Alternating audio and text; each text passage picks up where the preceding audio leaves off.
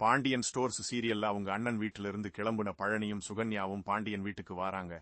பாண்டியனும் கோமதியும் ஏன்னு கேட்க, நானும் சுகன்யாவும் இந்த வீட்டுல இருக்கலாம்னு முடிவு பண்ணியிருக்கோம்.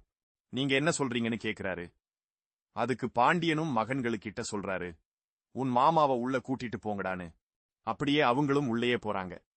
அப்புறம் அப்படியே கோமதி பொண்ணு மாப்பிளைக்கு நல்லா சமைச்சிட்டு இருக்கிறாங்க. அந்த இடத்துக்கு சுகன்யாவும் வந்து மீனா மயிலுக்கிட்ட பேசிட்டு இருக்காங்க. ராஜிக்கிட்டையும் சொல்றாங்க, நீ இப்படி பண்ணுவன்னு நினைக்கவே இல்ல. ஒரு நாள் கோயில்ல வச்சு கூட சண்டை போட்டுட்டு தானே இருந்தீங்கன்னு சொல்றாங்க. அதுக்கு மீனாவும் கோமதியும் சேர்ந்து சமாளிக்கிறாங்க. பழனியும் வாராரு, சுகன்யா போயிட்டு ரூம் இல்லன்னு சொல்லிட்டு இருக்காங்க. இதுக்கு நாங்க அந்த வீட்டிலேயே இருந்து இருக்கலாம். இங்க வந்து ரூம் கூட இல்லாம தடுமாறிட்டு இருக்கேன்னு சொல்றாங்க. அந்த இடத்துக்கு வார கோமதியும், ஏன் வெளியே நின்னு பேசிட்டு இருக்கீங்க, உள்ள வாங்கடான்னு சொல்றாங்க. சொல்லிட்டு, நீயும் சுகன்யாவும் எங்க ரூம்ல தங்கிக்கோங்கன்னு. ஆனா பழனி கேக்குறாரு, அப்போ நீயும் மாமாவும் எங்க இருப்பீங்கன்னு. எதுக்கு கோமதி சொல்றாங்க, நாங்க ஹால்ல தூங்குவோம். நீ எதுவும் யோசிக்காம உள்ளவான்னு சொல்றாங்க. அந்த பக்கம் ராஜியும் கதிரும் கதைச்சிட்டு இருக்கத காட்டுறாங்க.